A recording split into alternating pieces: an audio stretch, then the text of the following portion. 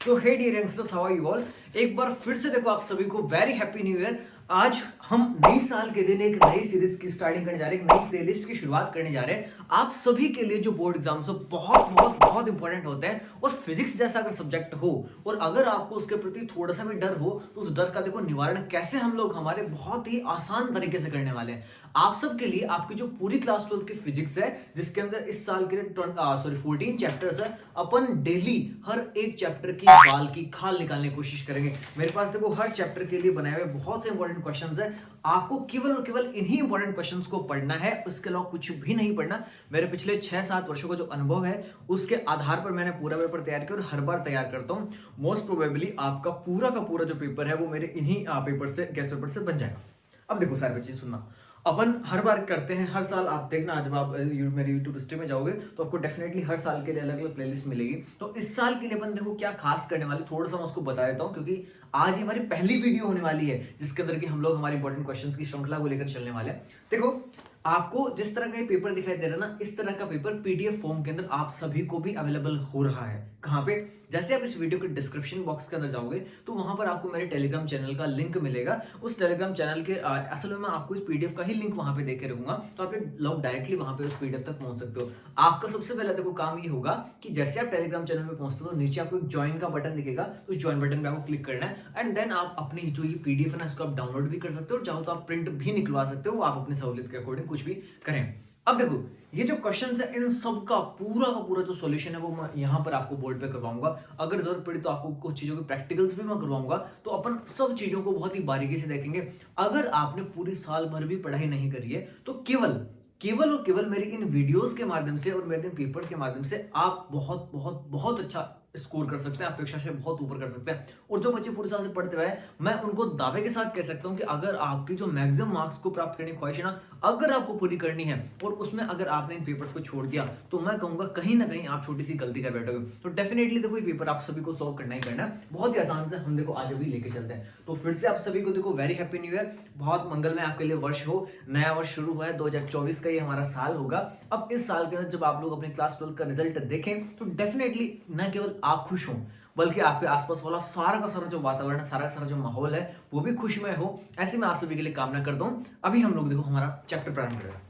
साथियों जो सबसे फर्स्ट आपको चैप्टर है जिसके अंदर जो कि मैंने आपको टोटल 11 क्वेश्चंस दे रखे हैं, ये सेम पीडीएफ आपके पास अब तक हो चुकी होगी, मैं ऐसी अपेक्षा करता हूं। आप एक बार इस वीडियो को पॉज करके और इस वीडियो के टेलीग्राम का जो लिंक है ना वहां से आप इस पेपर को डाउनलोड कर लें, एक बार आप इसको एक नजर में देख लें। हालांकि आपको जरूरत नहीं पड़ेगी क्योंकि इस वीडियो को एडिट करते टाइम में पेपर है ना ये बीच में देता रहूंगा, तो आपको सारे क्वेश्चन वहां पे दिख जाएंगे। देखो जो सबसे फर्स्ट क्वेश्चन अपन वहीं से स्टार्ट करते हैं। हमारा फर्स्ट चैप्टर है आवेश एवं विद्युत क्षेत्र वाला हमारा चैप्टर। अब सुना सारे बच्चे, ये जो चैप्टर है ये चैप्टर हमारे लिए इंपॉर्टेंट अभी 4 मार्क्स का टोटली हमारे एग्जाम के अंदर क्वेश्चन लेके आएगा आरबीसी बोर्ड के अंदर। और अच्छा एक बात और बताऊं भाई, ये वीडियो किन के लिए, ये कई बच्चों को डाउट होता है कि क्या ये आरबीसी वालों के लिए, क्या ये सीबीएसई वालों के लिए, या किसी और स्टेट के अदर स्टेट के बोर्ड वालों। मैं कह रहा हूँ ये जो पेपर मैंने बनाया ये मैंने सभी को टारगेट करते हुए बनाया है। सभी, आप भले किसी भी स्टेट से बिलोंग क्यों ना करते हो, किसी भी स्टेट की बोर्ड से बिलोंग क्यों ना करते हो, फिर भले आप यूपी से हो, फिर भले आप महाराष्ट्र से हो, फिर भले आप बिहार से, फिर भले आप गुजरात से, फिर भले आप एमपी से हो, भले आप पंजाब से हो, भले आप राजस्थान से हो, या भले आप किसी सीबीएसई के स्कूल में पढ़ते हो, तो आपके हर तरह के जो बच्चे हैं वो ये वीडियो देख सकते हैं। तो मैं जरूर आपसे भी अपेक्षा रखूंगा कि आप इस वीडियो को अपने क्लासमेट से, अपने फ्रेंड्स के साथ शेयर करेंगे, भले ही फिर वो आपके क्लास में आपके स्कूल मेट नहीं हो, वो किसी भी स्कूल से हो सकते हैं, क्योंकि ये सबके लिए बेनिफिशियल है। देखना सारे बच्चे, जो हमारा फर्स्ट क्वेश्चन है कितना आसान सा क्वेश्चन है, मैं कहता हूं कि आपको मजा आएगा। फिजिक्स जो है ना वो बहुत मजेदार सब्जेक्ट है। अभी देखो कैसे अपन मजा लेते हैं इसके अंदर। हमारा देखना जो फर्स्ट क्वेश्चन है वो हमसे कहता है कि आवेश से आप क्या समझते हैं, ये कितने प्रकार का होता है, इसका सूत्र और मात्रक करो। देखो पहला जो प्रश्न है वही कितना लाजवाब सा प्रश्न है। प्रश्न आपसे कह रहे हैं आवेश से आप क्या समझते हैं। देखो सिंपल सी बात है कि भाई दो वस्तुओं को आपस में रगड़ने पर उनके मध्य एक ऐसा गुण उत्पन्न हो जाता है जिससे एक वस्तु दूसरी वस्तु को या तो आकर्षित करती है या उसको प्रतिकर्षित करने लगती है। तो वस्तुओं और पदार्थों का जो गुण है ना, इसी गुण को हम लोग कहते हैं आवेश। बहुत ही सिंपल सी बात है। अगर आपसे कोई पूछे भाई आवेश कितने प्रकार का होता है, तो अपन आंख बंद करके बताएं भाई साहब आवेश कितने प्रकार का। आवेश तो 2 प्रकार का होता है। देखो एक तो आवेश होता है धनावेश, जिसको अपन पॉजिटिव चार्ज से लिखते हैं, और दूसरा होता है ऋणावेश, जिसको अपन माइनस लगा के लिखते हैं। तो जो धनावेश होता है और ऋणावेश होता है, 2 अलग अलग प्रकार के आवेश होंगे। अब आपसे देखो परीक्षा के अंदर वैसे तो नहीं पूछेंगे, बट आप सभी को पता होना चाहिए कि 2 समान आवेशों में सदैव प्रतिकर्षण होता है और 2 विपरीत आवेशों में सदैव आकर्षण होता है। यानी 2 प्लस प्लस एक दूसरे को प्रतिकर्षित करेंगे, दूर भगाएंगे, और 2 माइनस अगर होंगे तो वो दोनों एक दूसरे को अट्रैक्ट करेंगे, आकर्षित करेंगे, एक दूसरे को पास पास खींचेंगे ना, गलत बात है ना। यहीं पे तो बच्चे गलती करते हैं। मैंने क्या कहा कि जब दो समान आवेश होंगे तो हमेशा उनके बीच में प्रतिकर्षण होगा। तो फिर से वो दो प्लस प्लस वाले समान हो, भले दो माइनस माइनस वाले समान हो, अगर समान आवेश हो तो डेफिनेटली उनके मध्य प्रतिकर्षण ही होगा। हाँ, अगर एक प्लस है दूसरा अगर माइनस है, तब इस केस के अंदर हम लोग क्या कहेंगे कि उन आवेशों मध्य का वो आकर्षण होगा। अब बात है कि इसका सूत्र और मात्रा भी बताओ। देखो आप लोग सारे बच्चे देखना, या तो आवेश को कैपिटल क्यू से आप दर्शाओगे या फिर आप आवेश को स्मॉल क्यू से दर्शाओगे। इन दोनों में से आप कोई भी एक इंडिकेशन यूज कर सकते हो आवेश को दर्शाने के लिए। अब इसका सूत्र क्या होता है? देखो क्यू बराबर क्या होता है, अपन सभी पढ़ कर आए हैं। देखो अपन ने सबने 10वीं क्लास के अंदर एक परिभाषा पढ़ी थी, आवेश प्रवाह की दर को विद्युत धारा कहते हैं। सिंपल सी बात है ना, इसमें कहीं कोई दिक्कत वाली बात नहीं थी। तो वहां से अगर मैं फॉर्मूला का डिराइव करना चाहूं तो हम लोगों ने 10th क्लास में पढ़ा था I = Q/T, आवेश प्रवाह की दर को विद्युत धारा कहते हैं। अब यहां से अगर मैं Q की वैल्यू निकालना चाहूं तो Q = मेरे को क्या मिलेगा, IT मिलेगा। ये लो मेरे पास आपका आवेश है उसका सूत्र आ चुका। और अब बात करते हैं इसके मात्रक की। तो देखना आवेश का जो मात्रक होता है, आवेश का मात्रक होता है कूलाम। तो ये हमारा फॉर्मूला और ये इसका मात्रक हो गया कूलाम। अब कूलाम जो ना, ये तो इसका एक नॉर्मल सा मात्रक है। इसके अलावा इसका एक और मात्रक होता है जिसको हम लोग बोलते हैं फैराडे। ध्यान रखना, इसका एक और मात्रक क्या होता है जिसका नाम है फैराडे। अब आपसे परीक्षा में पूछना कई बार कि भाई फैराडे जो है वो आवेश का मात्रक है, कितना बड़ा मात्रक है? तो हम कहते हैं भाई साहब एक फैराडे के अंदर, एक जो आपका फैराडे ना, उस एक फैराडे के अंदर आपके टोटल मिला के 96,500 कूलाम, यानी एक फैराडे के अंदर 96,500 कूलाम आवेश आते हैं। इतना बड़ा सारा मात्रक होता है फैराडे। ठीक है, तो अपन आगे बढ़ते हैं। ये हमारा फर्स्ट क्वेश्चन होता है। सेकंड क्वेश्चन देखना सारे बच्चे, माध्यम के परावर्तन की परिभाषा लिखते हुए निर्वात के लिए विद्युतशीलता का मान बताओ। देखो सारे बच्चे, पहली बात आती है कि विद्युतशीलता किसे कहते हैं। सिंपल सी बात है कि भाई जो आपका कोई माध्यम होता है, उस माध्यम के अंदर जो विद्युत क्षेत्र रेखाएं पार होती है। अब कितने विद्युत क्षेत्र रेखाएं पार हो सकती है, इसको हम लोग बोलते हैं विद्युतशीलता। अब देखो एक आती है आपेक्षिक विद्युतशीलता या पराविद्युतांक, दोनों एक ही बात है। जो आपसे मैंने प्रश्न में लिख के दिया वो तो मैंने पराविद्युतांक लिखा है। पराविद्युतांक बोल दे भले आपेक्षिक विद्युतशीलता बोल दे, दोनों एक ही बात है। अब देखो सारे बच्चे सुनना, कितनी आसान सी परिभाषा है। मैं कहता हूं किसी माध्यम की विद्युतशीलता, वो कोई भी माध्यम हो सकता है, मोम हो सकती है, वैसलीन हो सकती है, यानी कोई भी पराविद्युत पदार्थ हमारा हो गया, मान लो हवा होगी, या हवा से साथ तो देखो जनरली अपन तुलना करते हैं, कंपैरिजन करते हैं, तो इसको तो अपन अलग रखें। इसके अलावा कोई दूसरा ठोस माध्यम हो गया, कोई बिना ठोस माध्यम हो गया, कोई ऐसा माध्यम जो कि पराविद्युत पदार्थ का काम कर सकता है, तो उस माध्यम के अंदर विद्युतशीलता कितनी है और हवा या निर्वात की विद्युतशीलता कितनी थी, इनका जो रेशियो अपन लेंगे, इनका जो अनुपात अपन लेंगे, उसी अनुपात को अपन क्या नाम देंगे, माध्यम की आपेक्षिक विद्युतशीलता या पराविद्युतांक। देखो इसको समझाता हूं। मान ले कि एप्सिलॉन, देखो इस निशान को अपन पढ़ते हैं एप्सिलॉन। मैंने कहा ना कि जिसने पूरे साल कुछ नहीं पढ़ा, केवल अगर वो भी इन प्रश्नों को देख जाए तो भी वो बड़ा आराम से इस वीडियो के माध्यम से अच्छे से अच्छा स्कोर कर सकता है।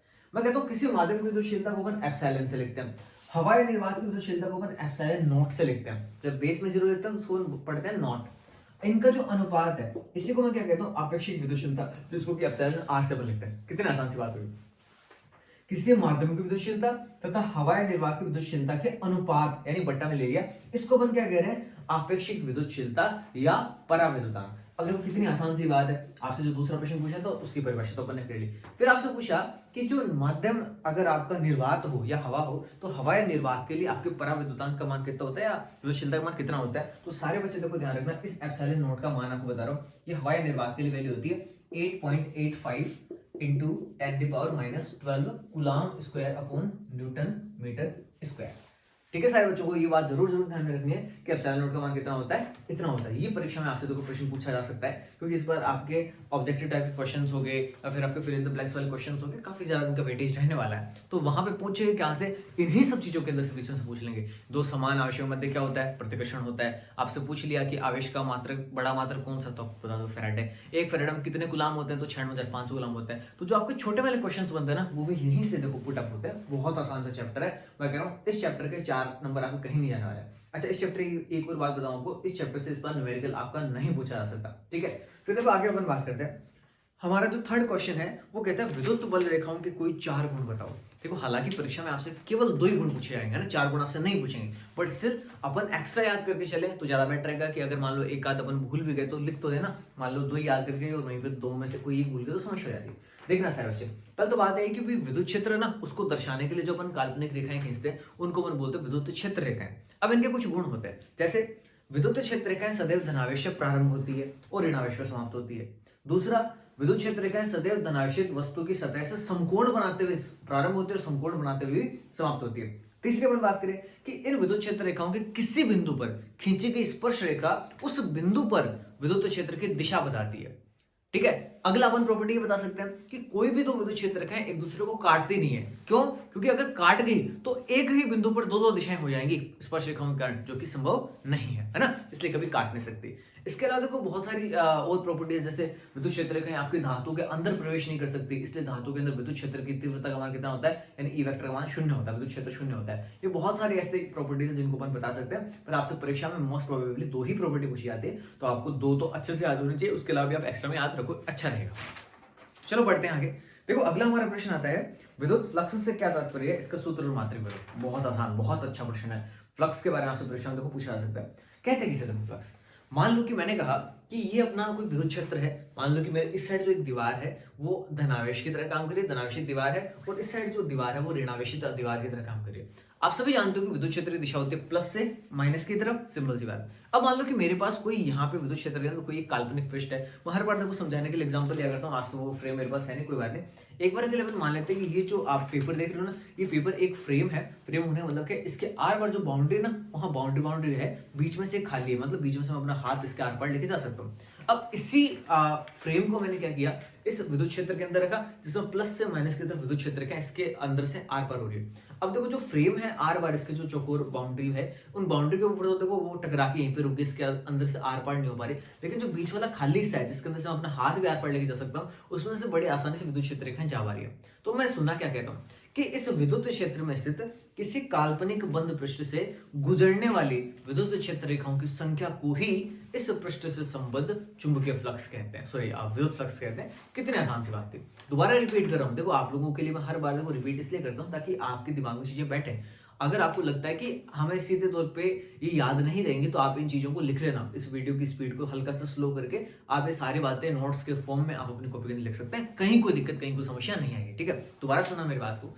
विद्युत क्षेत्र में स्थित किसी काल्पनिक बंद पृष्ठ से गुजरने वाली विद्युत क्षेत्र रेखाओं की संख्या को ही उस पृष्ठ से संबद्ध विद्युत फ्लक्स कहते हैं। ठीक है, सिंपल सी बात है। अब ये जो विद्युत फ्लक्स होता है, आपसे पूछा क्या है कि आपसे पूछा कि विद्युत फ्लक्स से क्या तात्पर्य है और इसका सूत्र मात्रा बताओ। बहुत आसान है इसका सूत्र अपन क्या बताएंगे। देखो वैसे तो गाउस ने इसके बारे में बताया था, तो गाउस वाला भी अपन पढ़ेंगे आगे चल के, लेकिन हाल फिलहाल अपन फ्लक्स के बारे में पढ़ना है। तो उसका देखो सूत्र क्या है, फाई बराबर, आपको सीधा ध्यान रखना है, E D S cos theta, और इसका समाकलन कर देना। अगर देखो बंद पृष्ठ है तो उसको पृष्ठ को बंद कर देंगे, अदरवाइज ये कैसे छोड़ देंगे, अपन इसको ऐसे छोड़ देंगे। या इसको आप ऐसे भी कर सकते हो, अगर आप समाकलन नहीं करना चाहो तो आप अगर इसको ऐसे लिखो बिना समाकलन के कि डी फाई बराबर E D S cos theta, तो भी आपका चलेगा। ठीक है, बहुत सिंपल सी बात है। फिर अपन आगे बात करते हैं कि विद्युत क्षेत्र की तीव्रता से आप क्या समझते हैं। कितना अच्छा प्रश्न पूछा। देखो आप सबको पता होगा कि दुनिया में कोई भी अगर आवेश होता है, देखो मैं आपके सामने एक छोटा सा डायग्राम ड्रॉ करता हूँ, उससे समझाने की कोशिश करता हूँ। मान लो कि यहाँ पे मेरे पास एक छोटा सा कोई आवेश है। अब प्रत्येक आवेश के चारों ओर क्या होगा, उसका खुद का विद्युत क्षेत्र होगा। सिंपल सी बात है, सभी जानते हैं कि प्रत्येक आवेश के चारों ओर उसका विद्युत क्षेत्र होता है। अब उस विद्युत क्षेत्र को दर्शाने के लिए अपन कुछ काल्पनिक रेखाएं खींचते हैं, जिन्हें अपन बोलते हैं विद्युत क्षेत्र रेखाएं, जिनके कुछ गुण मैंने आपको अभी भी बताए थे आपके क्वेश्चन नंबर 3 के अंदर। ठीक है, अब आपसे जो क्वेश्चन ये वाला पूछ रहा है कि पूछा विद्युत क्षेत्र की तीव्रता से आप क्या समझते हैं। देखो अभी बताते हैं क्या समझते हैं। भाई ये जो विद्युत क्षेत्र है ना, इसके अंदर अगर आप किसी दूसरे आवेश को लेकर आओगे तो निश्चित तौर पे वो जो दूसरा आवेश है ना, वो बल महसूस करेगा। क्यों? क्योंकि ये नहीं चाहता कि वो इसके क्षेत्र के अंदर प्रवेश करे, तो ये उसके ऊपर बल लगाएगा। मान लो कि वो आवेश अपन जो दूसरा वाला है Q0 कोई एक आवेश है जिसको अपन यहाँ पे लेके आ गए, है ना। अब अपन तो इसको लेकर आ गए, लेकिन ये क्या कर रहा है, इसके ऊपर बल लगा रहा है। अब ये बल आकर्षण का भी हो सकता है, प्रतिकर्षण का भी हो सकता है, वो डिपेंड करता है कि दोनों आवेश किस नेचर के हैं। मैंने बता दिया, समान आवेशों के मध्य सदैव प्रतिकर्षण और विपरीत आवेशों के मध्य सदैव आकर्षण होता है। तो अगर मान लो ये वाला आवेश इसके ऊपर F बल लगा रहा है, ये लो मान लें कि F बल इसके ऊपर लगा रहा है, किस पर लगा रहा है, इस Q0 के ऊपर लगा रहा है, तो मैंने इसका इसमें भाग दे दिया। भाई साहब लो, बस इसी को बोलते हैं विद्युत क्षेत्र की तीव्रता इस बिंदु के ऊपर। ये एक सदिश राशि होती है, इसलिए मैंने इसको वेक्टर लगा दिया। अब अरे सर क्यों मजाक कर रहे हो, आपने परिभाषा तो बताया नहीं, सीधा सीधा लिख दिया। चलो देखो अभी बताता हूँ, सारे बच्चे सुनना। मैं कहता हूँ कि विद्युत क्षेत्र में स्थित किसी बिंदु पर किसी आवेश द्वारा महसूस किए गए बल तथा उस आवेश के अनुपात को उस बिंदु पर विद्युत क्षेत्र की तीव्रता कहते हैं। इसे ई से दर्शाते हैं, ई वेक्टर से दर्शाते हैं। ये एक सदिश राशि है। इसका मात्रक देखना सारे बच्चे, देखो मात्रक कितना आसान है यहाँ से निकालना। F/Q0 है। देखो बल का मात्रक होता है न्यूटन, नीचे है आवेश, आवेश का मात्रक होता है कूलाम, यानी न्यूटन प्रति कूलाम इसका मात्रक हो गया। वोल्ट मीटर इसका मात्रक होता है। बहुत सिंपल सी बात है, ये आप सबको देखो आनी चाहिए। फिर देखो इसी प्रश्न में मैंने आपसे पूछा कि इसका सूत्र, अच्छा ये बात है क्या, सूत्र और मात्रा आपसे पूछा था, वो मैंने यहाँ पे आपको बता दिया। आगे चलते देखना नेक्स्ट क्वेश्चन हमारा, द्विध्रुव आघूर्ण से आप क्या समझते हैं, क्या ये एक सदिश राशि है? चलो धीरे धीरे करके एक एक स्टेप पे अपन इस पूरे प्रश्न को करते हैं। पहली बात तो देखो सारे बच्चे सुनना, अगर आप सीरियस होके पढ़ोगे तो निश्चित तौर पे आपको बहुत अच्छा स्कोर होगा, इस बात में कहीं कोई शंका, कहीं कोई दो राय नहीं है। आप अगर इस वीडियो के माध्यम से हल्का फुल्का भी सीख पाए ना, तो इसमें मेरी मेहनत जो है ना वो सकारात्मक लेके आ पाएगी। लेकिन अगर आपने सीखने के साथ साथ इस वीडियो को 2-4 जनों को शेयर भी कर दिया तो भी इससे मुझे और ज्यादा खुशी का अनुभव होगा। और लगातार मैं आपके लिए जो वीडियोस है, जो कि हर चैप्टर के अपन को वीडियो की बात करनी है, और केवल ये नहीं कि मैं 14 दिन आपको 14 चैप्टर के इंपॉर्टेंट क्वेश्चन करा के छोड़ दूंगा, इसके बाद भी मैं आपके लिए बहुत अच्छा प्रयास करने की कोशिश करूंगा जिससे आपको अधिकतम मेरा लाभ मिल सके। तो इसके लिए आप भी बस थोड़ा सा ये काम कर दीजिए मेरा, कि ये जो वीडियो है इसके लिंक को आप अपने जो क्लासमेट्स हैं उन्हें शेयर जरूर करना और उनको भी देखने के लिए थोड़ा सा प्रोत्साहित करना। और अगर वीडियो अच्छी लग रही है तो लाइक का जो बटन है ना उसको डेफिनेटली देखो प्रेस कर ही देना। आगे बढ़ते हैं कि द्विध्रुव आघूर्ण से आप क्या समझते हो?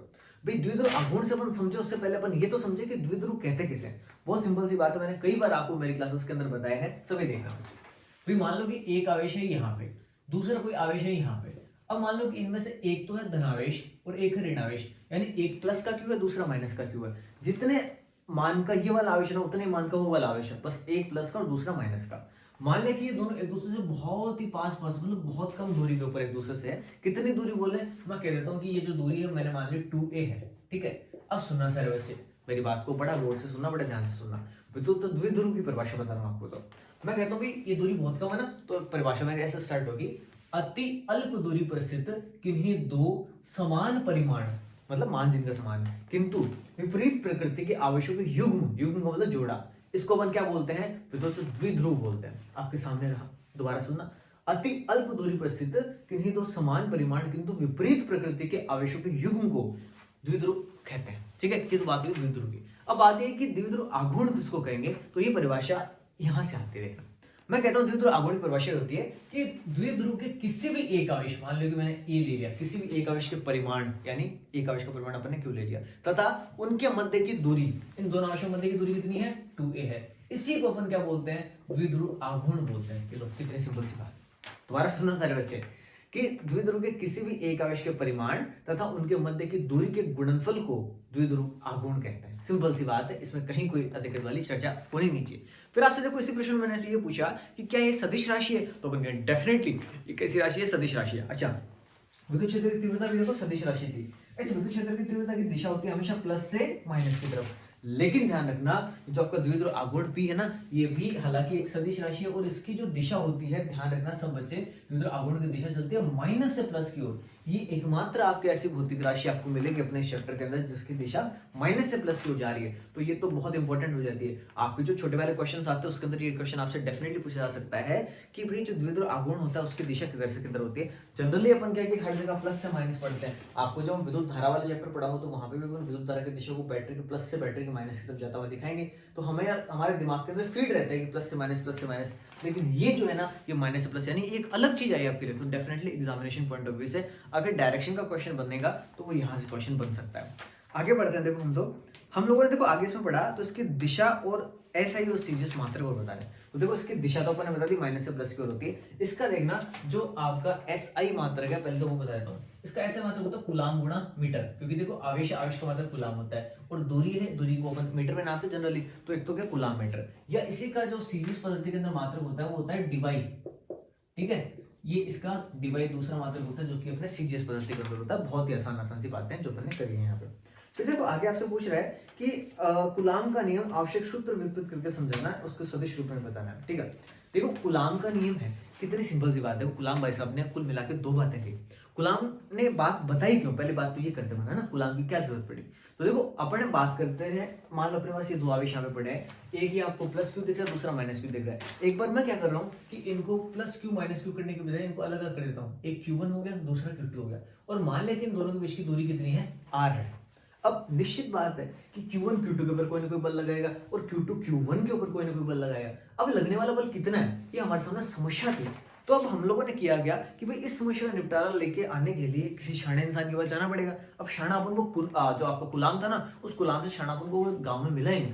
तो अपन कूलाम भाई साहब के पास गए, ठेठ राजस्थान का आदमी था, एकदम जैसलमेर वाले इलाके के अंदर रहता था। मैं तो चूरू में हूँ लेकिन जैसलमेर जैसे इलाके में रहता था। अब इसके पास अपन गए, अपन ने कहा कूलाम जी यार कोई करके दो, देखो जुगाड़ जुगड़ बैठाओ कोई। तो गुलाम जी ने देखो क्या कहा, गुलाम ने कहा कि भाई साहब ये जो बल है ना, जो इन दोनों के बीच में लग रहा है, ये इन दोनों मध्य लगने वाला जो बल F है ना, वो इन दोनों आवेशों के परिमाण के गुणनफल के तो समानुपाती होता है। मतलब समझना, इन दोनों आवेशों कौन कौन से, Q1 और Q2 के परिमाण होता है, इन दोनों का मान Q1 Q2 का मान हो गया कि गुणनफल के समानुपाती होता है। पहली बात गुलाम ने कही।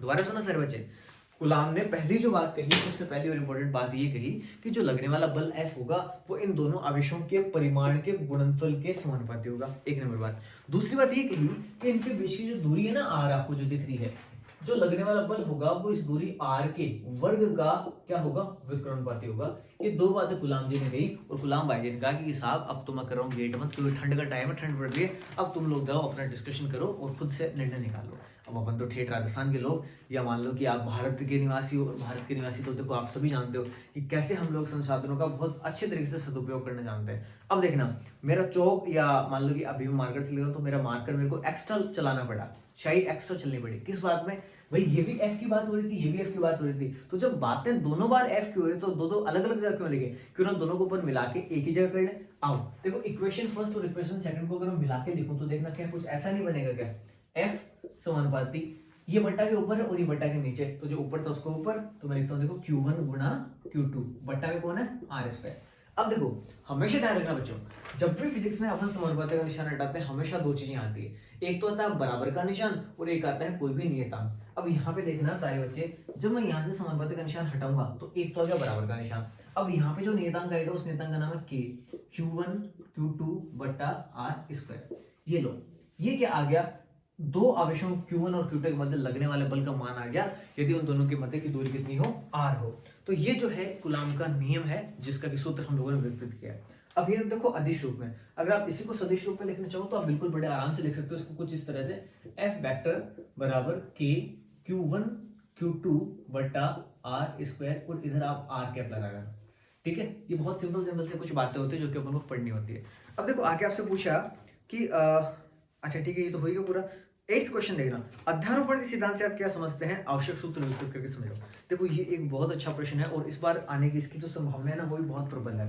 सो गाइस देखो, अब हम लोग देखते हैं हमारा अध्यारोपण का सिद्धांत क्या कहता है, प्रिंसिपल ऑफ सुपरपोजिशन कहता है।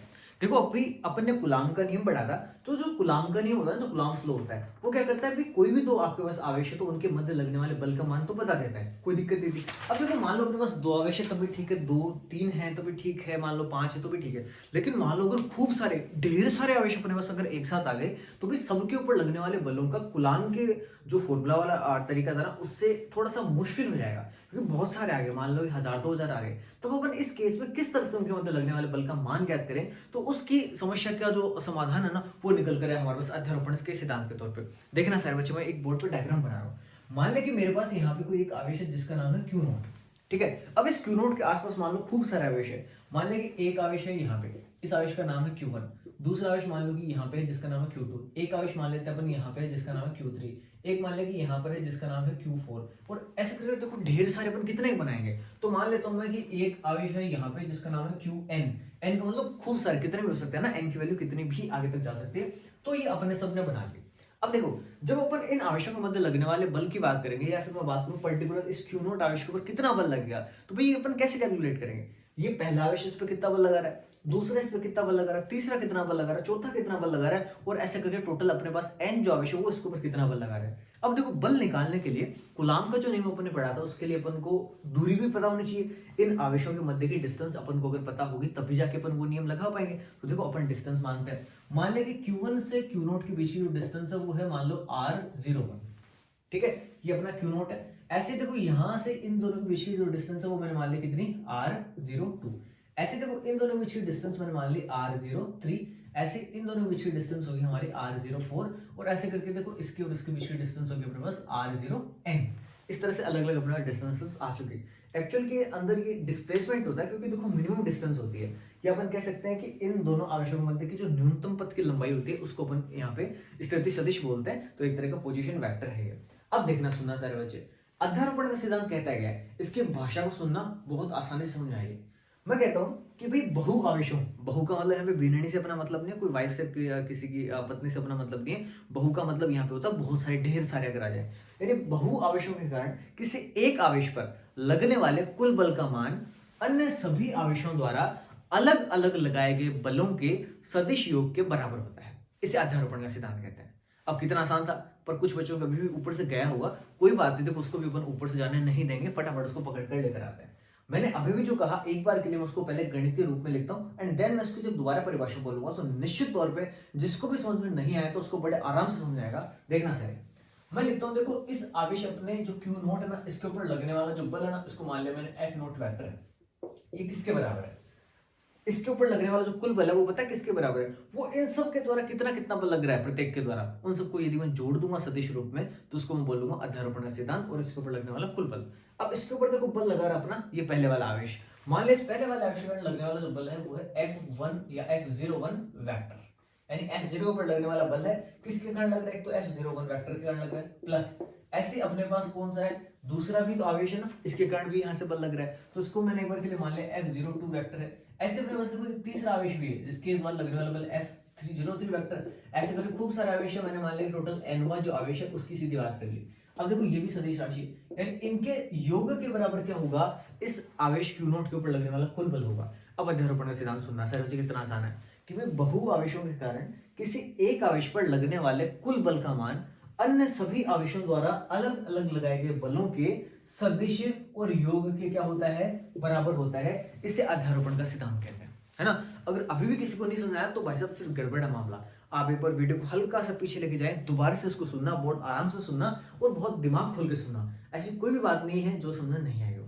अब देखो आगे अपन बात करते हैं, छोटा सा डेरिवेशन होता है, वो डेरिवेशन अपन देखते हैं कितना आसान है।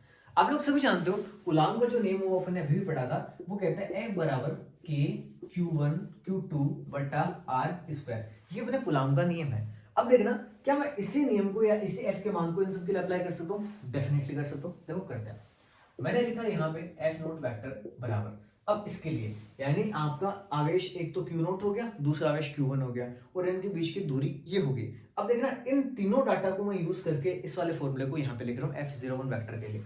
मैंने लिखा देखो K, पहला आवेश अपना मान लिया Q नोट है, क्योंकि देखो इसमें Q1 क्या है? पहला आवेश अपना ये वाला Q नोट अपन मान लिया। दूसरा आवेश Q2 की जगह अपना कौन सा है? यहाँ पे ये वाला। तो मैंने लिखा F Q नोट Q1 बटा इन दोनों के बीच की दूरी कितनी? तो अपन कहते हैं R01 है, और उस दूरी का स्क्वायर भी करना पड़ता है, तो इसलिए मैंने देखो क्या लिखा यहाँ पे R01 का स्क्वायर। ठीक है, अब जैसे मैंने ये ऐसे लिखा ना F01 के लिए, ठीक ऐसे कैसे आप F02 F03 F04 5 6 7 और n में तक आप ऐसे लिख सकते हो। देखो फटाफट हम लोग लिख देते हैं इसको, K Q नॉट Q2 बटा R02 स्क्वायर। ठीक है, प्लस ऐसे करके देखो 03 के लिए लिखते हैं K Q0 Q3 बटा R03 स्क्वायर। कितना आसान है। प्लस ऐसे करके अपन n में तक चले जाते हैं, तो plus K Q not Q n लिख देंगे इसको, बट्टा में अपन कर देंगे R0n का स्क्वायर। बहुत सिंपल सी बात है।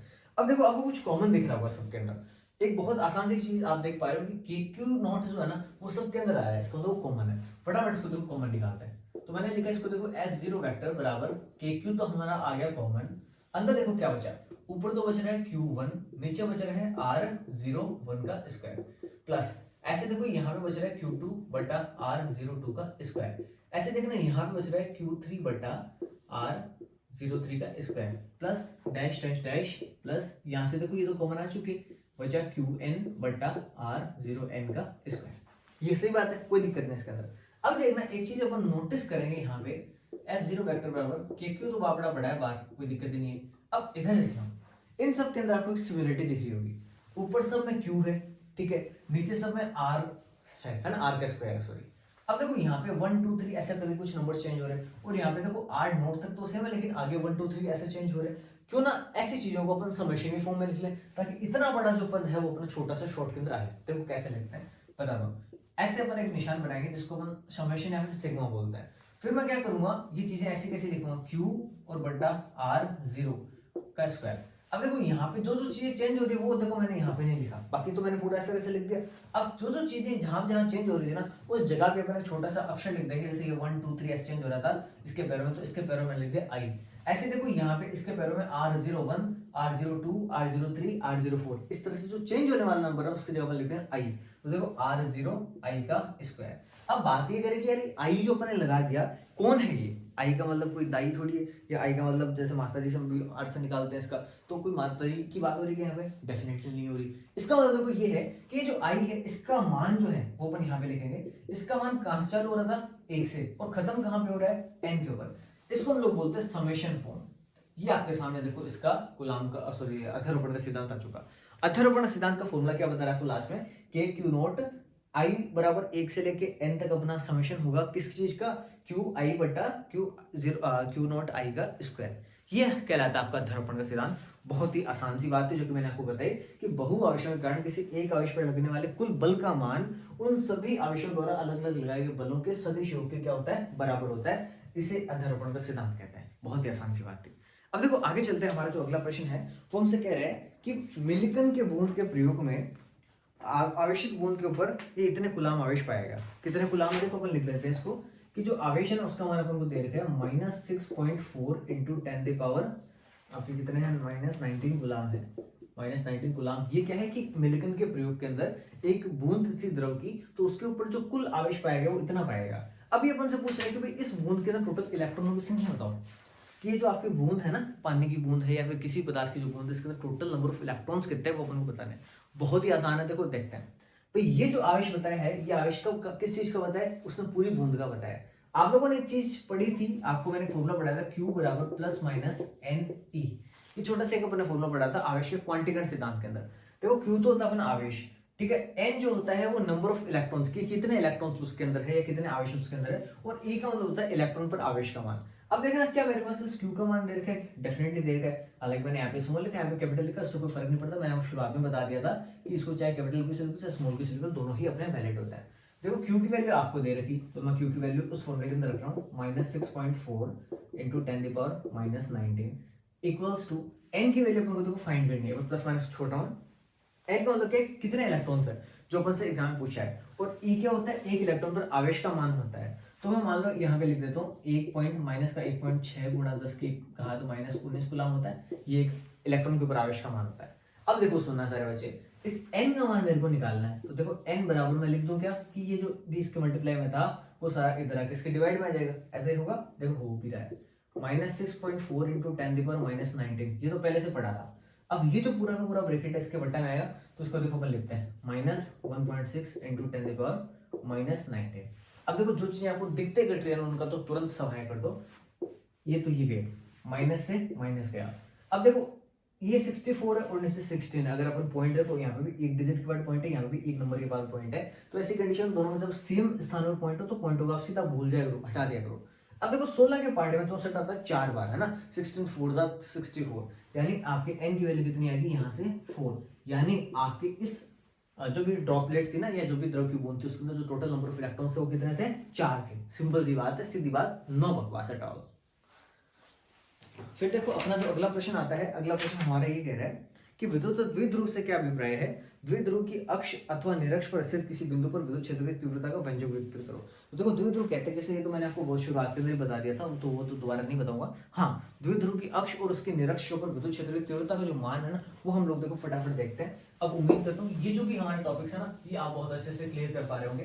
तो अगर ऐसा है तो डेफिनेटली आप लोग अपना जो प्रेम है ना, आपका जो प्यार है वो मेरे ऊपर बरसाते रहना। हालांकि ठंड तो खूब हो रही है लेकिन फिर भी आपके प्रेम का पुजारी रहूंगा मैं। अभी आगे अपन को जो बात करनी है वो है किसी भी द्विध्रुव के अक्ष के ऊपर। तो देखो अक्ष कहते किसे हैं? जो हमारे द्विध्रुव के दोनों आवेश है ना उनको मिलाने वाली जो क्षैतिज रेखा होती है ना उसको अपन बोलते हैं द्विध्रुव की अक्ष।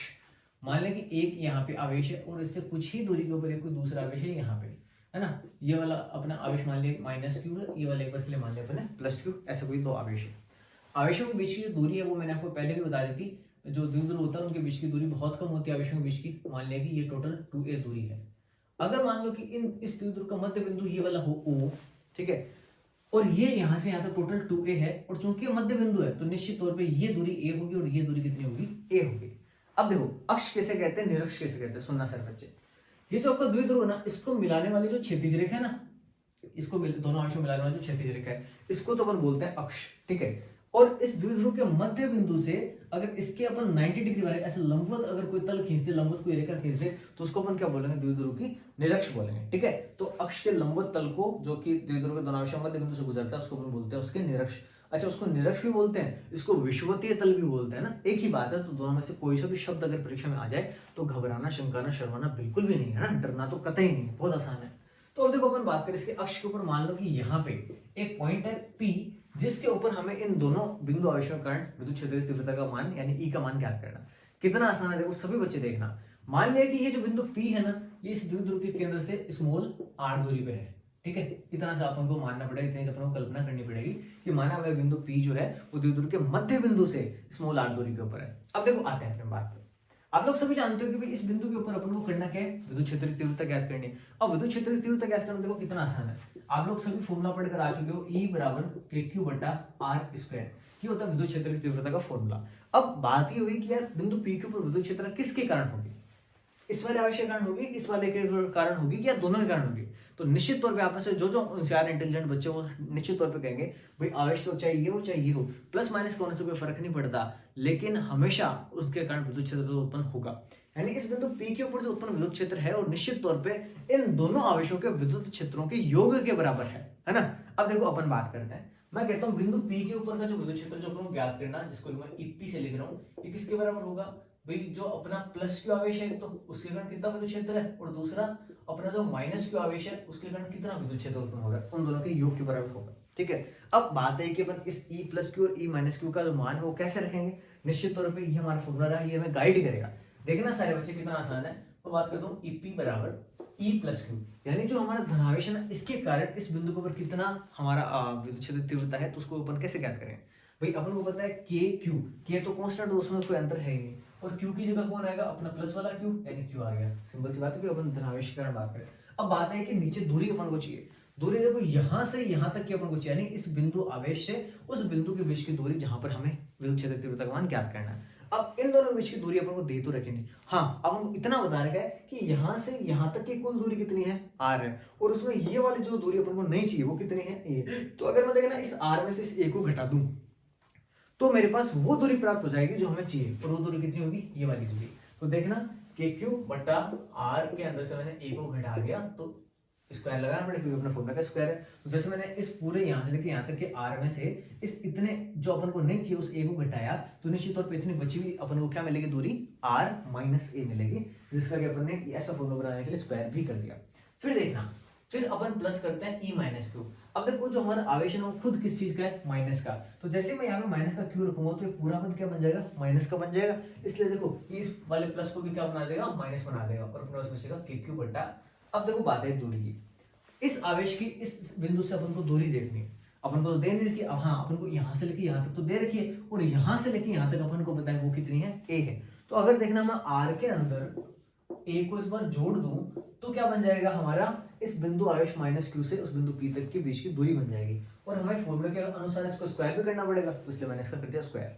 अब देखना सारे बच्चे जो कॉमन दिख रहा है उनको पकड़ के तुरंत कॉमन निकाल लिया करो। देखो निकालते हैं, EP बराबर KQ दोनों के अंदर क्या है, ऊपर कॉमन दिख रहा है। अब इधर देखो नीचे क्या बचेगा, 1 माइनस R का होल स्क्वायर माइनस 1 बटा R प्लस A का होल स्क्वायर, और ये मान हो गया। ठीक है, अब आपको इसको करना सोल्व। अब देखो एग्जाम में देखो इतना आपके पास टाइम होता नहीं कि आप वहां पे बैठ के इसके 3-4 स्टेप और बढ़ा के इसको सोल्व करो। एग्जामिनर आपका फिजिक्स चेक करना चाहता है, आपकी फिजिक्स जो है ना उसको चेक करना चाहता है, नहीं कि आपके गणित को चेक करना चाहता है। तो इसलिए आपको वहां पर इसको कैलकुलेट करने बैठ जाना नहीं है। हालांकि करने को मैं इसमें करके दिखा सकता हूँ, मुझे तो 2 मिनट से ज्यादा नहीं लगेंगे, 2 मिनट भी नहीं लगेंगे। पर आप जब इसको करने बैठोगे तो परीक्षा में कहीं ना कहीं कोई गलती कर बैठोगे तो बिना मतलब अपन को रिस्क लेना ही नहीं है। अपन क्या करेंगे, देखो सिंपल सी बात है, इसका रिजल्ट आप तो ध्यान रखो, EP बराबर KQ। अब देखो यहाँ पे इसकी जो कैलकुलेशन आएगी ना, उस कैलकुलेशन का जो रिजल्ट आएगा वो ये आएगा, आप लोगों को आज के बाद याद रखना है, 4AR।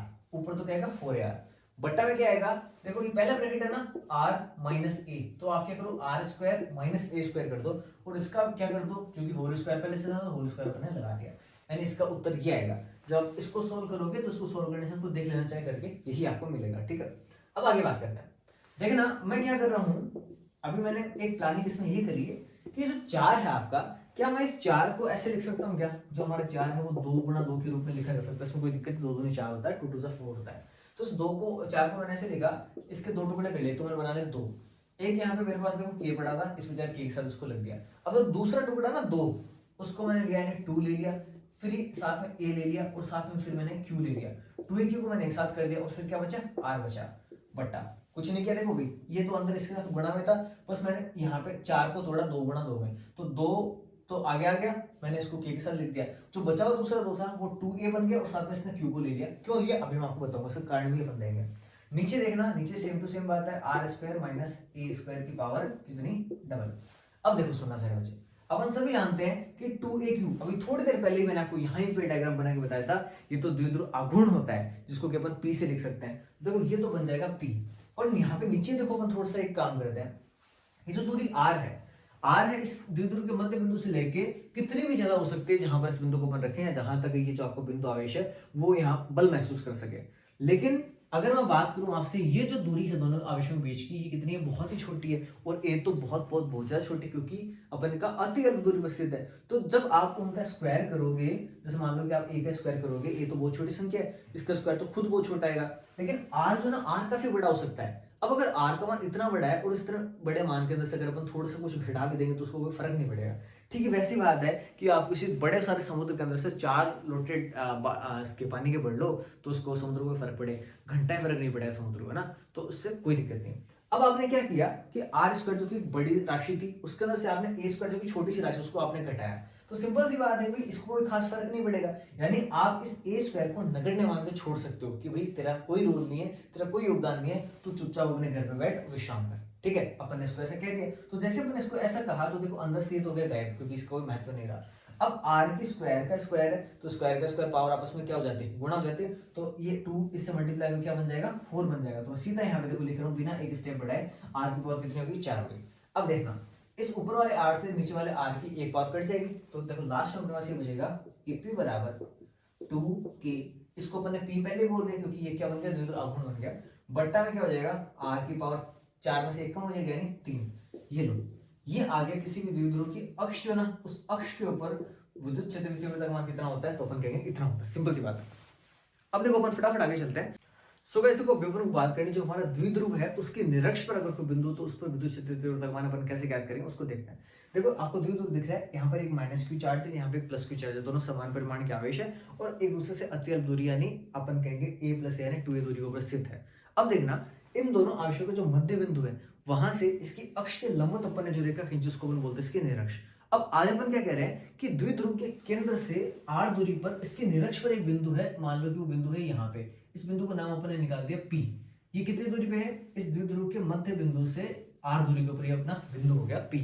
अब अपन को क्या करना है, इस बिंदु P के ऊपर विद्युत क्षेत्र की तीव्रता का मान ज्ञात करना है। अब देखो कुछ बच्चे जब इसको बुक में पढ़ते हैं या फिर अपने किसी टीचर के नोट्स में पढ़ता है तो उनका दिमाग चकरा जाता है कि यार ये डेरिवेशन कैसे हुआ होगा। मैं आपको इस डेरिवेशन की हर एक बारीकी देखो बताऊंगा, क्योंकि हमारा क्वेश्चन इतना इंपॉर्टेंट है कि इस साल ये परीक्षा में आ सकता है, तो इसके ऊपर तो आप सभी को देखो विशेष ध्यान देना पड़ेगा, विशेष ध्यान देने की जरूरत है। तो फटाफट हम लोग देखते हैं।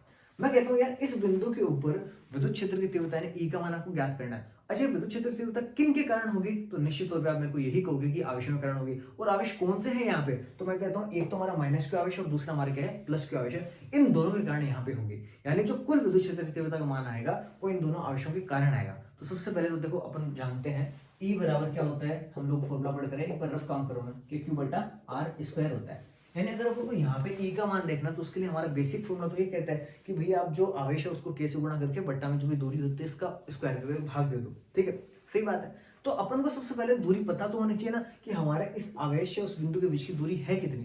देखो फटाफट अपन मान लेते हैं कि भाई यहाँ से यहाँ तक मैं इसको मिला देता हूँ, न्यूनतम दूरी यही होगी। ऐसे देखो इस वाले आवेश को भी मैं इस बिंदु से मिला देता हूँ ताकि हमें वो दूरी पता चल जाए कि कितनी दूरी पर हमारा वो आवेश है। अब देखो ये दूरी आपको पता है क्योंकि मैंने आपको शुरुआत में प्रश्न में कह दिया कि एक कोई बिंदु है P जो कि इस द्विध्रुव के मध्य बिंदु से r दूरी पर स्थित है। यानी ये जो दूरी है ना, इसका नाम तो कितना है या इसका मान तो कितना हो गया, r हो गया। ये जो दूरी है इसका मान कितना है, a हो गया। अब बात ये आई कि भाई इस बिंदु P के ऊपर जब अपन को तीव्रता देखनी है तो अपन को इस बिंदु की सापेक्ष दूरी तो पता होनी जरूरी है। अब चलो देखो दूरी पता लगाने के लिए अपन क्या करते हैं, पाइथागोरस प्रमेय को काम में लेते हैं।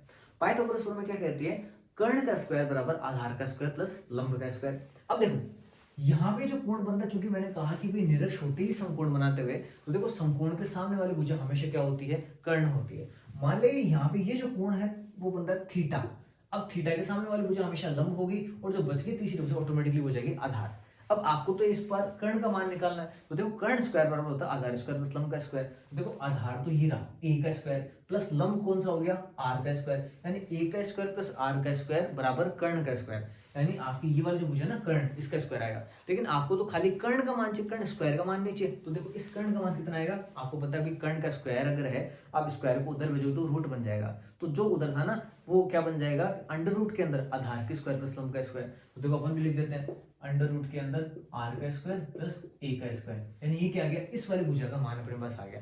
अच्छा इसको ना आप ऐसे भी लिख सकते हो एक सेकेंड, r का स्क्वायर प्लस a का स्क्वायर की पावर 1/2, यानी अंडर रूट का मतलब कितने होते हैं पावर 1/2 होती है।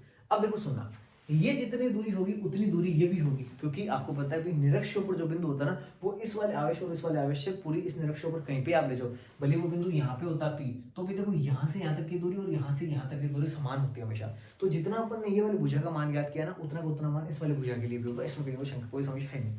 अब सुना देखो सारे बच्चों, इस बिंदु के ऊपर कुल विद्युत क्षेत्र किसके कारण होगा, दोनों आवेशों के विद्युत क्षेत्र की तीव्रताओं के योग के बराबर होगा। यानी मैं इसको ऐसे लिख सकता हूँ क्या कि बिंदु P के ऊपर जो हमारा विद्युत क्षेत्र होगा वो जो हमारा प्लस क्यू आवेश है उसके कारण जो विद्युत क्षेत्र होगा प्लस जो हमारा माइनस क्यू का आवेश है उसके कारण विद्युत क्षेत्र होगा, उन दोनों के योग के बराबर होगा। ठीक है, बात सही थी। लेकिन सारे बच्चों मेरे एक बात का आप लोग जवाब देना, क्योंकि मैंने कहा था कि विद्युत क्षेत्र की तीव्रता तो एक सदिश राशि है और अगर सदिश राशि है तो उसकी डेफिनेटली कोई ना कोई दिशा होती होगी। अब एक बार आप लोग मुझे बताना, मैंने थोड़ी देर पहले आपको बताया भी था कि अगर कोई धनावेश है तो उसके कारण विद्युत क्षेत्र की दिशा किधर होगी, निश्चित बात है कि धनावेश बाहर की तरफ होगी, और अगर कोई ऋणावेश है तो निश्चित तौर पे जो दिशा होगी विद्युत क्षेत्र की वो ऋणावेश की तरफ होगी। अब देखो ये चीज अपन यहाँ पे अप्लाई करते हैं, ये जो हमारा आवेश धनावेश है इसके कारण विद्युत क्षेत्र की दिशा किधर होगी, इससे बाहर की तरफ, यानी इस प्लस क्यू के कारण जो दिशा होगी वो तो होगी ऐसे बाहर की तरफ, यानी ये किसके कारण आ गई ई प्लस क्यू के कारण आ गई दिशा है, इसलिए वेक्टर लगा दिया। दूसरा सुनना, जो हमारा माइनस का आवेश होता है ऋणावेश होता है उसके कारण विद्युत क्षेत्र की दिशा हमेशा उसकी तरफ होती है, यानी यहाँ पे इस वाली रेखा के अनुदिश दिशा आवेश की तरफ आएगी, यानी ये क्या होगी आपके ई माइनस क्यू वेक्टर की दिशा होगी। अब एक समस्या अपने सामने आ चुकी है, क्या समस्या है उसको बड़े गौर से समझना। देखो अपने फिजिक्स में बहुत अच्छी है, अपने फिजिक्स कहते हैं कि आप अपने दैनिक जीवन में काम आने वाले आप किसी भी साइंटिफिक रीजन को पूछ लो, डेफिनेटली उसके पीछे आपको कोई ना कोई फिजिक्स का रूल या कोई ना कोई फिजिक्स का फिनोमेना लगता हुआ दिखाई देता हुआ। लेकिन एक जगह ऐसी है जहां पे आके अपने फिजिक्स कहते हैं भाई साहब हाथ जोड़ दिया, अब मेरे बस की बात को नहीं। वो जगह कौन सी है कि जब भी कभी आपका दिशा का मामला होता है तो दिशा या तो पूरी तरह से क्षैतिज हो तो फिजिक्स राजी है, या पूरी तरह से ऊर्ध्वाधर हो तो फिजिक्स राजी है। अगर मान लो कि मामला आधे में अटका हुआ, यानी कोई तिरछी वर्ची दिशा आ गई ना, ऐसे तिरछी आ गई ऐसे तिरछी आ गई, तब अपनी फिजिक्स काम नहीं करती, रूट के बैठ जाती है। ये कहती या तो मुझे पूरी तरह से ऐसे क्षैतिज बना दो, है ना, हॉरिजॉन्टल बना दो, या फिर मुझे पूरी तरह से यूं वर्टिकल बना दो यानी ऊर्ध्वाधर बना दो, तब तो मैं काम करूंगी। अब देखो अपने साथ वो समस्या क्या है, ये E माइनस क्यू वेक्टर की दिशा ऐसे तिरछी आ रही है, E प्लस क्यू वेक्टर की दिशा ऐसे तिरछी आ रही है, मतलब इसको या तो ऐसे जाना चाहिए था या इसको ऐसे जाना चाहिए था, लेकिन तिरछा नहीं जाना चाहिए था, लेकिन ये तो जा रही है। तो करें क्या, क्वेश्चन तो करना पड़ेगा, सवाल तो मैं करना पड़ेगा।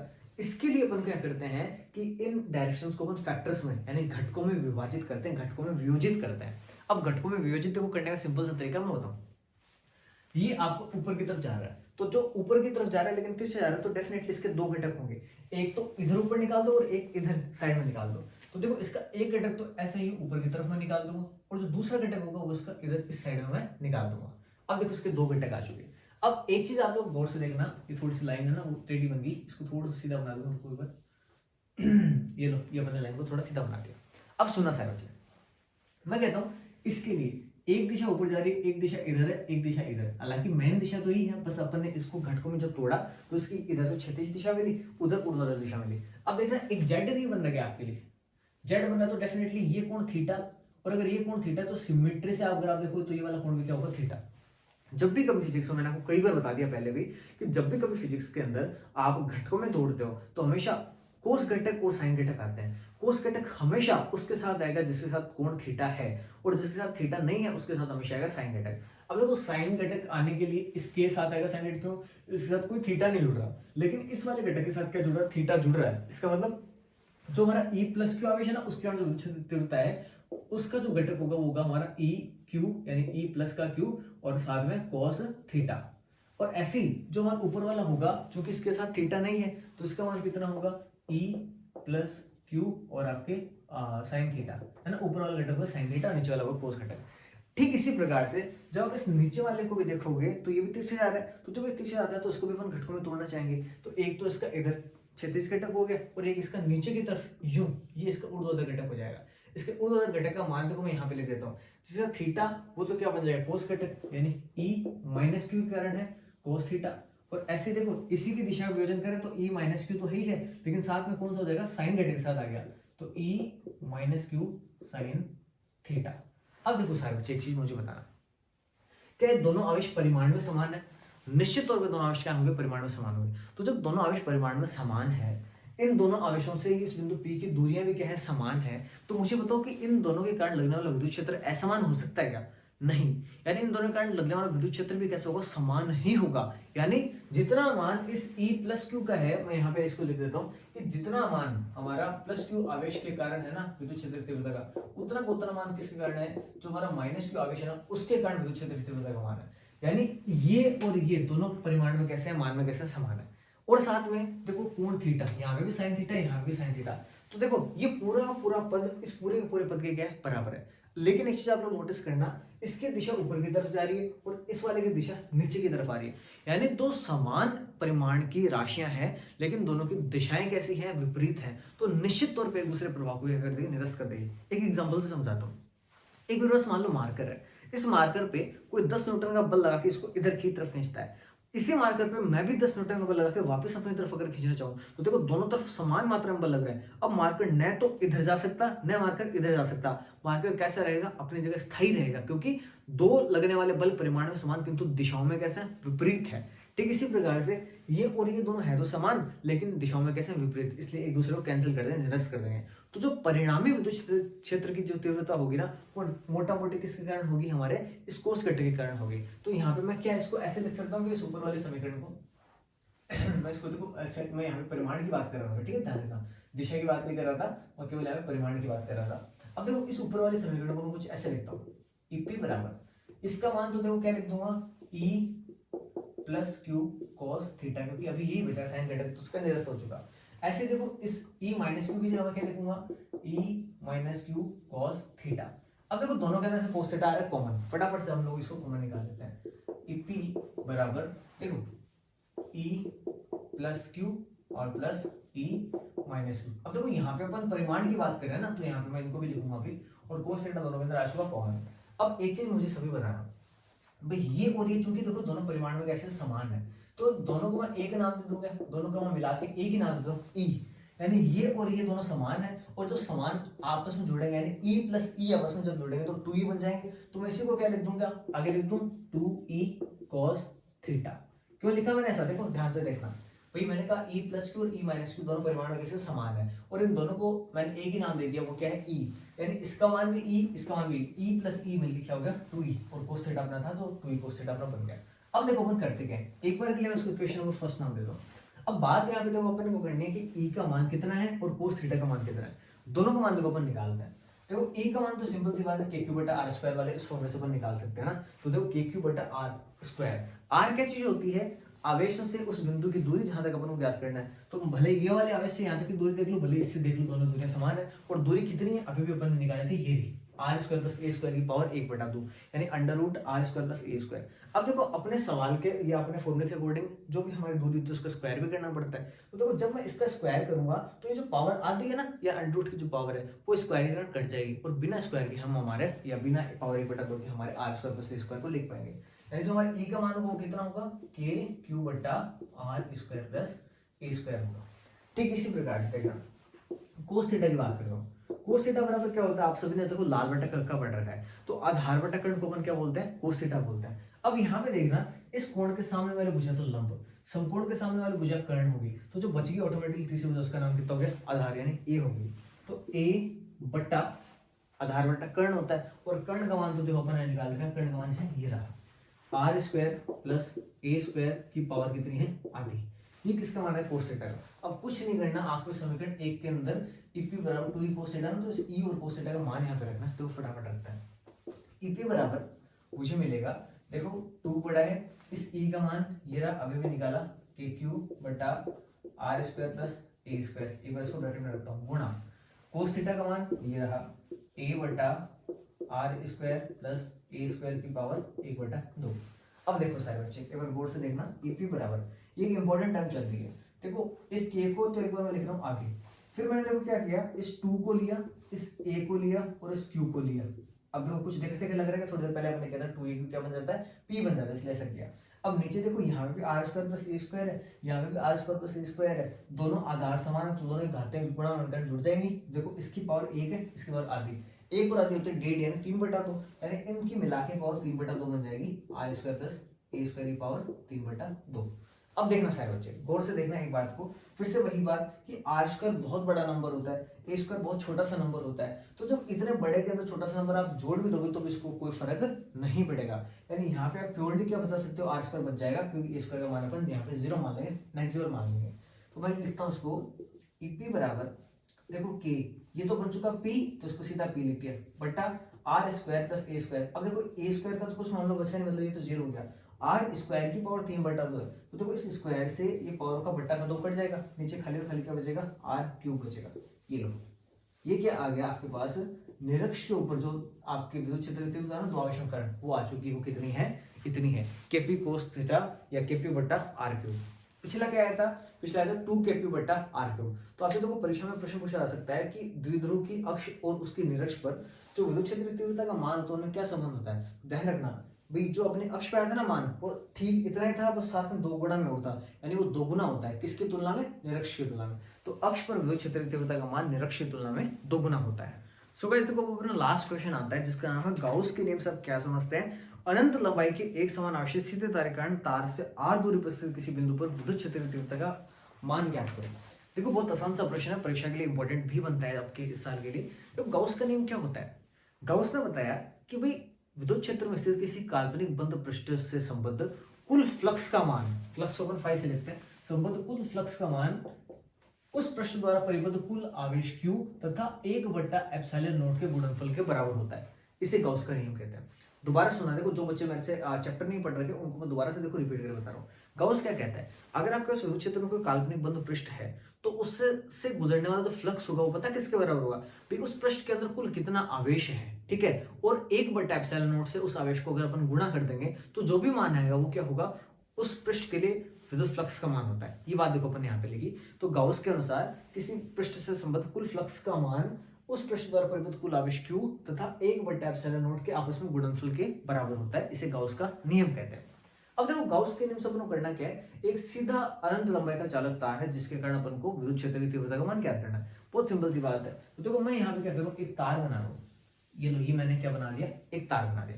देखो जब भी आप गाउस का नियम अप्लाई करोगे ना, तो आपको हमेशा एक काम करना है कि जिस भी आकृति की आपसे बात करवाए, मान लो आपसे किसी बिंदु आवेश की बात करवाए, तो आप क्या करोगे, उसको ढकने के लिए कोई ऐसे माध्यम की या ऐसे पृष्ठ की कल्पना करोगे जो उसको सममित रूप से हर तरफ से ढक ले। तो आप किसी बिंदु आवेश को अगर ढकना चाहोगे तो उसके चारों तरफ आप एक गोलाकार गेंद बना दो, उससे आप उसको ढक पाओगे। अगर ऐसा कोई आपके पास चालक आ गया जैसे तार के जैसा, जिसके अंदर लंबाई ज्यादा प्रभावी होती है, तो इसको ढकने के लिए एक ऐसा पृष्ठ चाहिए जिसके प्रत्येक बिंदु से क्या हो, समान दूरी हो। तो अपन फिर ऐसे पृष्ठ की कल्पना करते करते पहुंच गए बेलन के ऊपर। यानी जब भी आपको कभी अनंत लंबाई का सीधा चालक तार के लिए कहे तो आपको सबसे पहले क्या करना है कि इस तरह से तार बनाना और इसके चारों तरफ आपको एक बेलनाकार गाउसियन पृष्ठ की कल्पना कर लेनी है। मान लें कि जो आपके तार है ना, ये इस तरह के एक बेलनाकार पृष्ठ के अंदर रखा हुआ है। ये बेलनाकार एक प्रश्न बना रहा हूँ, यानी इस बेलनाकार पृष्ठ के अंदर अपना ये तार है, केंद्र के ऊपर इसके ऊपर रखा हुआ है। ये लो, मैंने क्या कर दिया, इसका हल्का सा छोटा सा डायग्राम बना दिया। अब मान लिया कि जो अपना तार है, ये तार है धनावेशित अपना तार है, और मान लिया कि जो तार है ना, इस तार की जो अपनी लंबाई है वो कितनी है, स्मॉल l लंबाई का तार अपने पास। अब देखो मैं क्या कहता हूँ कि यदि मैं इस तार के अंदर आवेश इसको मैंने दे रखे हैं तो निश्चित तौर पे इस तार के कारण विद्युत क्षेत्र भी उत्पन्न होगा, और वो जो विद्युत क्षेत्र है वो निश्चित तौर पे इस तार की लंबाई के लंबवत बाहर की तरफ होता है। यानी अगर मैं इस तार के किसी भी बिंदु पे देख लूं तो इस तार के प्रत्येक बिंदु पर विद्युत क्षेत्र की जो दिशा होगी ना, वो हमेशा इस तार की लंबाई के लंबवत होगी, इस प्रकार से बाहर की तरफ। ये ई वेक्टर की दिशा है। अगर मैं यहाँ पे देखूं तो यहाँ पे भी जो ई वेक्टर की दिशा है वो इस तार की लंबाई के लंबवत बाहर की तरफ। अगर इस तार के इस बिंदु पे भी देखूं ना, तो तार के प्रत्येक बिंदु पर विद्युत क्षेत्र की दिशा में क्या मिलेगी, इसकी लंबाई के लंबवत बाहर की तरफ मिलेगी। ठीक है, इतनी बात होता है। अब देखो अपन ने जो यहाँ पे एक बेलनाकार गाउसियन पृष्ठ की कल्पना करी है, तो अपन बात करते हैं अगर कोई मेरे पास बेलन है तो उसके कुल कितने पृष्ठ संभव है। देखो मेरे हाथ में मार्कर है, इस मार्कर की आकृति भी बेलनाकार है। इस पे भी देखो 3 पृष्ठ है। एक तो इसके नीचे आप देख पा रहे हो यहाँ पे एक वृत्ताकार पृष्ठ है, ऐसे देखो यहाँ पे नीचे एक वृत्ताकार पृष्ठ है, और ये जो बीच का इतना बड़ा आप हिस्सा देख रहे हो उसको अपन बोलते हैं बेलन का वक्राकार पृष्ठ। यानी इसमें टोटल कुल मिला के 3 पृष्ठ अपने पास है। ठीक वैसी वैसी आकृति अपने पास यहाँ पे। मान लो ऊपर वाले पृष्ठ का नाम मैं देता हूँ S1, दूसरे वाले नीचे का नाम है S2, और एक बीच वाला जो है इसका नाम कितना है S3। अपने पास टोटल 3 पृष्ठ है। अब जब 3 अलग अलग पृष्ठ तो तीनों की अलग अलग प्रॉपर्टी भी हो सकता है, शायद हो, चाहे फिर वो दिशा को लेकर हो, चाहे फिर वो आकार को लेकर, आकृति को लेकर हो। तो अपन सबके ऊपर क्या करते हैं, छोटा छोटा अल्पांश लेते हैं। तो मान ले कि मैंने यहाँ पे एक छोटा सा अल्पांश इसके ऊपर लिया। अब चूंकि S1 पृष्ठ था तो ये जो अल्पांश होगा उस अल्पांश का नाम है DS1 दूंगा, और इसकी जो दिशा होगी, देखो किसी भी पृष्ठ की जो दिशा होती है ना उसके तल के लंबवत होती है हमेशा। तो इस वाले पृष्ठ की दिशा ऊपर की तरफ यूं, ये किसकी है, DS1 वेक्टर की दिशा। एक मैं क्या करूं, अल्पांश यहाँ पे ले रहा हूं इस S2 पृष्ठ के ऊपर, तो इसकी दिशा होगी देखो नीचे की तरफ, ये DS2 वेक्टर की दिशा है।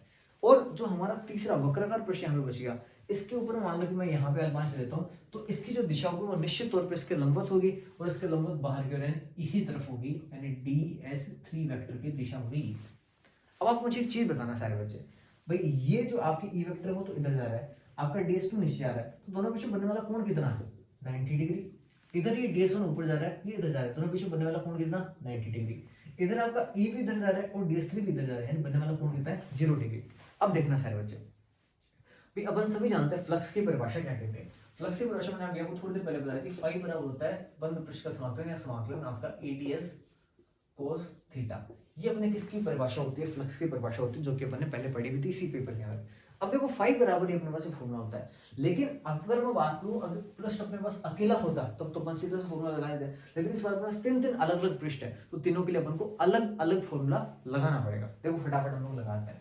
तो मैं लिखता हूँ देखो इसको फाई बराबर, पहले मैं बात कर रहा हूँ खाली और खाली कौन से पृष्ठ के लिए, S1 पृष्ठ के लिए, है ना। इस S1 के लिए अपन बात करते हैं, तो मैं इसको लिखूंगा EDS1 cos थीटा, फिर प्लस प्लस क्या करूंगा, जो हमारा दूसरा पृष्ठ है कौन सा, EDS2, इस नीचे वाले की बात करूं तो EDS2 cos थीटा, और फिर जो हमारा तीसरा पृष्ठ बच गया, ये वक्राकार जो हमारा पृष्ठ है उसके अपन बात कर रहे हैं कि बंद पृष्ठ का समाकलन EDS3 cos थीटा। सिंपल सी बात है, ठीक है। अब आप मुझे बात बताना, जो cos थीटा होता है, अगर उसके अंदर थीटा का मान लो कि मैं लिखता हूँ यहाँ पे cos 0 डिग्री, cos 0 डिग्री मान होता है 1, लेकिन अगर cos 90 डिग्री होता है तो देखो cos 90 डिग्री का मान कितना होता है, 0 होता है। अब देखना सारे बच्चे, पृष्ठ S1 और पृष्ठ S2 के लिए दोनों के लिए थीटा का मान कितना है, 90 डिग्री। यानी जैसे मैं यहाँ पे थीटा का मान 90 रखूंगा और यहाँ पे थीटा का मान 90 रखूंगा, तो ये वाला पूरा पद और ये वाला पूरा पद तो हो जाएंगे 0, क्योंकि cos 0 डिग्री cos 90 मान 0 होता है, तो अगर 0 हो गया तो पूरे पूरे पद को 0 बना देगा। और जो हमारा बीच वाला कौन सा बच गया, सॉरी ये और ये 0 हो जाएगा, ये S3 है ना, S3 तो अपन ये वाला लेगा, सॉरी भाई, ठीक है ना। तो ये और ये अपना क्या हो जाएगा, 0 हो जाएगा। और ये वाला जो अपना पद है जिसके अंदर अपने DS3 की बात करिए, तो यहाँ पे S3 जो अपना पृष्ठ है उसकी दिशा और विद्युत की दिशा एक ही है, यानी 0 डिग्री कोण बन रहा है। तो जैसे मैं cos 0 डिग्री के मान की बात करूं तो यहाँ पे मेरे को इसका मान मिलेगा 1, यानी इतने इतने का मान कितना हो गया, 1 हो गया। तो 1 को आप इससे गुणा करो तो खाली इतना सा बचेगा, ये दोनों पहले 0 हो चुके, तो अपने पास 5 बराबर कुल मिलाकर बचेगा EDS3 का समाकलन। अब फिर से वही बात, भाई जिसके साथ D लगा होता है उसी का समाकलन संभव है। अब यहाँ पे E तो बाहर आ जाएगा, समाकलन से बाहर निकाल देते हैं, EDS3। अब DS3 क्या चीज है, एक बेलन के वक्राकार पृष्ठ का क्या है, छोटा सा टुकड़ा। अगर आप उसका समाकलन कर देते हो तो निश्चित तौर पर इसके समाकलन से आपको पूरा वक्राकार पृष्ठ मिल जाएगा। तो फटाफट देखो वक्राकार पृष्ठ के फॉर्मूले की बात करते हैं। वक्राकार पृष्ठ का मतलब है क्या, एक तरह से जो बेलन का वक्राकार पृष्ठ होता है ना, वो एक वृत्त की परिधि की तरह होता है, ठीक है। तो वृत्त की परिधि होती है 2πr, लेकिन इसमें ऊंचाई भी होती है। तो अगर मैं इसको इसकी ऊंचाई से गुणा कर दूं तो मेरे पास पूरे बेलन का वक्र पृष्ठीय क्षेत्रफल आ जाता है। तो नीचे 2πr तो नीचे का, और साथ में देखो L लंबाई तक ऊपर भी जा रहा है, तो जब L लंबाई से इसको गुणा कर दूं तो बेलन का वक्र पृष्ठीय क्षेत्रफल आएगा, जो कि क्या होगा, इस अल्पांश के समाकलन करने से हमें प्राप्त होगा। तो मैं इसको ऐसे लिख सकता हूँ, आगे लिख देता हूँ, E इस तरह का मान क्या आएगा, समाकलन करने के बाद 2πr और L, ये मेरे पास क्या आ गया, इसको समीकरण नंबर में 1 नाम दे दूं, ये मेरे पास आ गया फ्लक्स की परिभाषा से जो फाई का मान आया ना वो इतना आ गया। अब बात आई कि सर आप इतनी देर से बोल रहे थे कि गाउस के नियम का अनुप्रयोग है, तो गाउस का तो अभी तक नाम आया ही नहीं, वो कब आएगा, मैं कहता हूँ अभी ले आते हैं। अब अपन लिखेंगे देखो गाउस के नियम से, ये तो बात अपन ने करी फ्लक्स की परिभाषा से। गाउस का नियम क्या कहता है, गाउस का नियम तो ये कहता है कि फाई बराबर तो क्यू बटा एप्सिलॉन नॉट होगा। तो अपन देखो बात करते हैं, मैं लिखता हूँ गाउस के नियम से क्या होता है, फाई बराबर क्यू बटा एप्सिलॉन नॉट। समीकरण नंबर 2 नाम दो। अब हम एक चीज गौर से देखना, समीकरण 1 भी फाई को बता रही है, समीकरण 2 भी फाई को बता रही है, तो जब दोनों बातें फाई के बारे में हो तो दोनों को अपने अलग अलग क्यों ही लिखा, दोनों को एक करके लिखते हैं। यानी समीकरण 1 और 2 से मैं क्या लिख सकता हूँ कि ये जो मान है वो इसके बराबर होगा। क्यों? क्योंकि ये इसके बराबर है और ये इसके बराबर, तो इसका मतलब दोनों आपस में बराबर, यानी ये और ये आपस में बराबर है। तो देखो लिखते हैं ई 2 पाई आर एल बराबर Q upon epsilon naught. Simple सी बात है। अब देखो आपको चाहिए विद्युत क्षेत्र तीव्रता का मान यानी ई का मान आपको निकालना, तो आपको केवल यहाँ से ई का मान चाहिए, बाकी सबको आप पक्षांतर करके दूसरी तरफ भेज सकते हैं। देखो ई बराबर मेरे को यहाँ से मिलेगा ई इक्वल्स टू, पहले से तो ऊपर तो क्यू पड़ा है, बट्टा में देखो ये और चला जाएगा, एप्सिलॉन नॉट तो पहले से पड़ा था और ये और बट्टा में आ गया, तो देखो 2 pi R L epsilon not, ये इतना आएगा। अब देखो सारे बच्चे गौर से सुनना, एक छोटा सा टॉपिक होता है रेखिक आवेश घनत्व।